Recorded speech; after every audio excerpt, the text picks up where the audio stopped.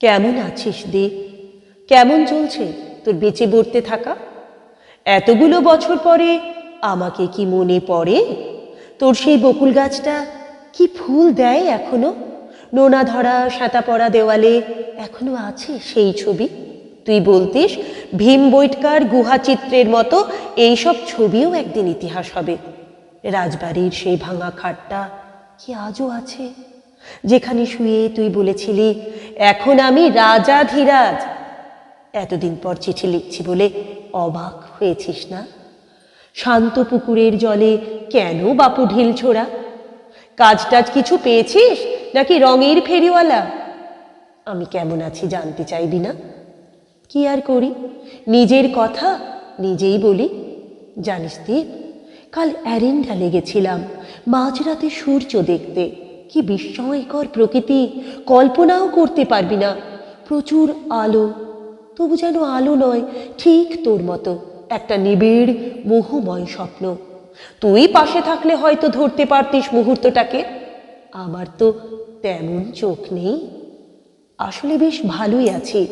সারাদিন কাজ রান্নাবান্না নিজেই করি, বাসন মাজি আবার কম্পিউটার চালাই, ঘর মুছি আবার ইন্টারনেটে ইকুয়েশন করি। সারাটা দিন কাজ আর কাজ।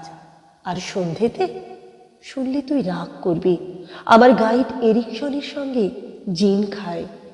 এখন অবশ্য মাত্রা বুঝে খায়। হাসি পাচ্ছে না? স্ক্যান্ডিনেভিয়া এমনিতে খুব ভদ্রলোকের জায়গা। গত সপ্তাহে একদিন ডেনমার্ক গেছিলাম হ্যামলেটের খোঁজে না পাওয়ার প্ল্যান্ট দেখতে।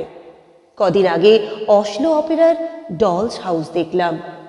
এখন আমার ইন্টারনেটে রবীন্দ্রনাথ, ওয়েবসাইটে পছন্দের গান। আচ্ছা দীপ, আমিও কি যন্ত্র হয়ে যাচ্ছি? রক্তকরবীর খোদাইকারদের মতো একটা সংখ্যা www.moon.com। অ্যারেন্ডালে সূর্য দেখে তোকে দেখতে খুব ইচ্ছে করছে। আমার গাইড বলেন নেচার ব্লাসফেমি। তুই কি বলতিস রে দীপু?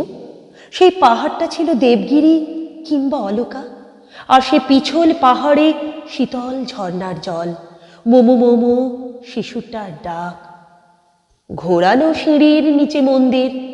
সূর্য এসে বিকেলের সিঁদুর দেয় সিঁথিতে।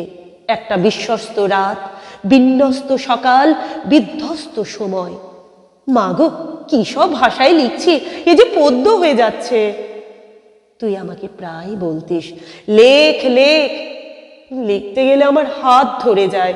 তুই বলতিস তোর অনুভব নেই, হাত না হোক মন দিয়ে লেখ। দীপ, আমিও লিখি রে, চোখের জল দিয়ে লিখি। তুই পড়তে পারিস না, সে তো আমার দোষ না। দীপ, তোর মনে আছে প্রথম বাইরে গিয়ে সে অনেক আগে ঝিরঝিরে বৃষ্টিতে একটা তারা ভর্তি আকাশের নিচে আমরা কত ভিজেছিলাম? সেদিন মনে হয়েছিল এমন দিনে তারে বলা যায়। আমি এখন ওয়েবসাইট নিয়ে বসবো, মাকড়সার জালের তরঙ্গ বেয়ে আসবে বিশ্ব চরাচর। এমনও দিনে আর কিছুই বলা যায় না, কিছুই বলা যায় না রে, কিচ্ছু বলা যায় না।